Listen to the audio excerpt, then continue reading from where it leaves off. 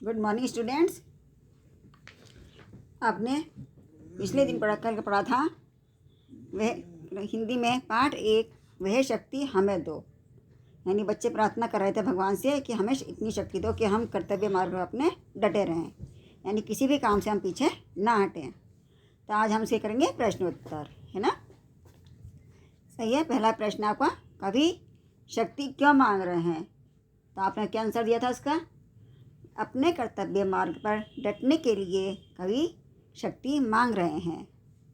फिर अगला प्रश्न है, कवि किनके संताप हरने की बात कह रहे हैं? तो उत्तर है, कवि कमजोर लोगों की संताप हरने की बात कह रहे हैं। अगला प्रश्न है, हम अपने देश के लिए क्या कर सकते हैं?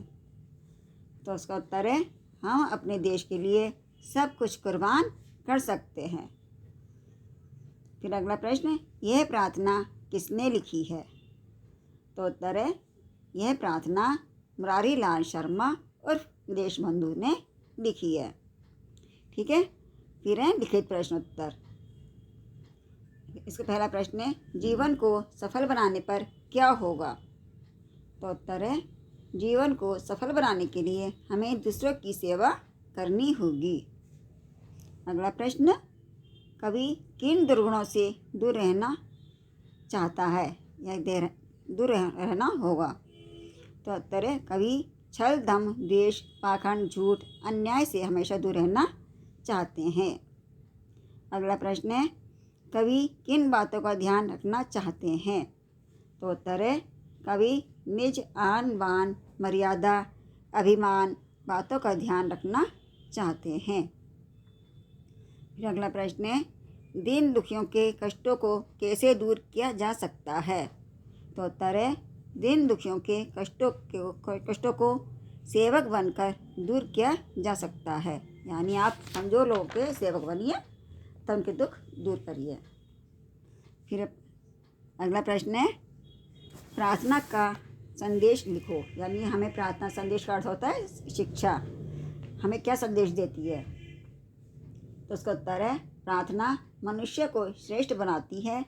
यह मनुष्य में दया ममता परोपकार अहिंसा सहयोग जैसे गुणों का निर्माण तथा विकास करती है।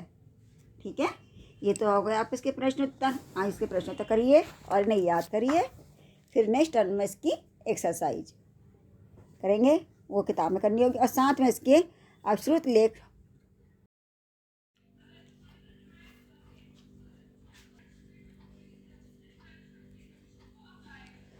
सही।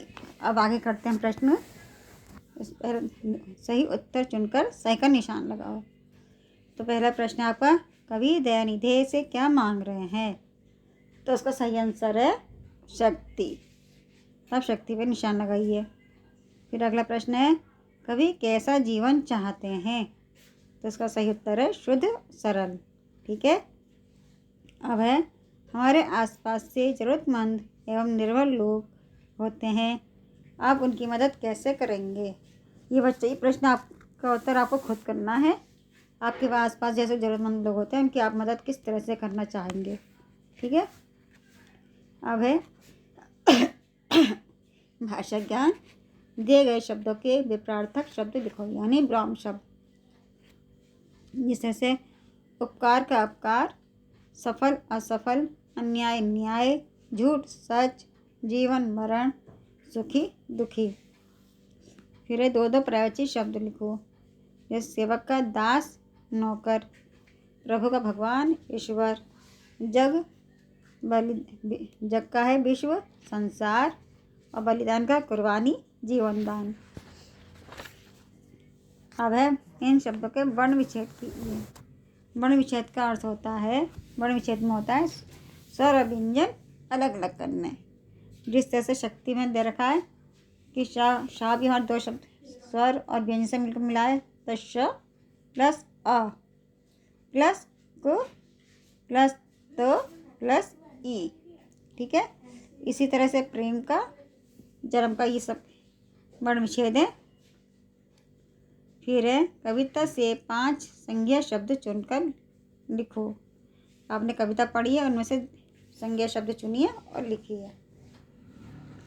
और फिर है नीचे दी गई परिभाषा पढ़ो और प्रत्येक के दो दो उदाहरण लिखो।